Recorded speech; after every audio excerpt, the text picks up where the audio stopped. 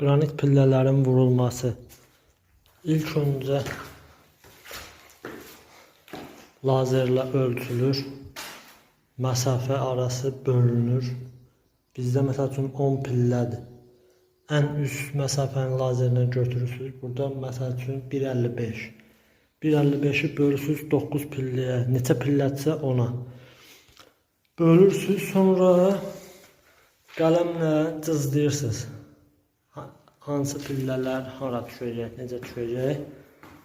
Sonra isə sinəlikləri həmən pillələrdən göründüyü kimi üst pillənin razmerini çıxaraq alt məsafəni götürüb bir yapışdıra gəlirsiniz. Qıraq məsafəni isə belə bir xətt tutursunuz lazerlə. Pillədən 2 cm, 3 cm aralı. Hər bir daş xəttin kənarında durmalıdır. Bu qaydada vura düşürsünüz. Burada da elə götürməlisiniz ki, yerə vurulan qranitin məsafəsini götürməlisiniz.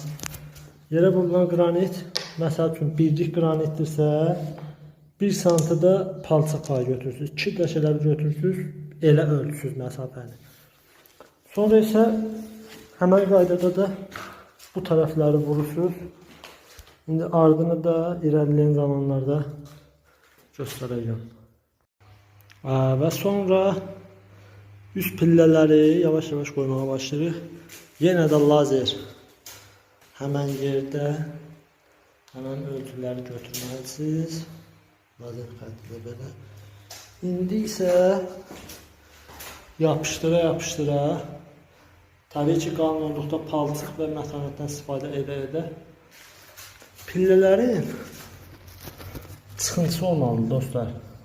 Buradan görürsünüz dala.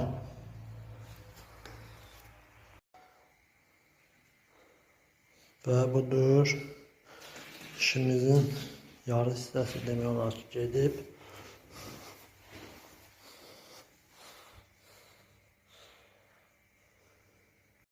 Və budur pillələrimizi qurtardıq.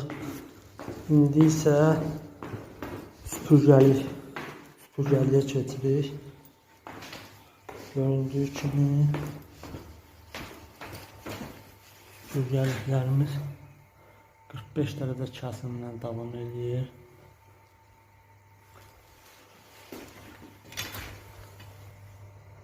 Ölçülər götürülür.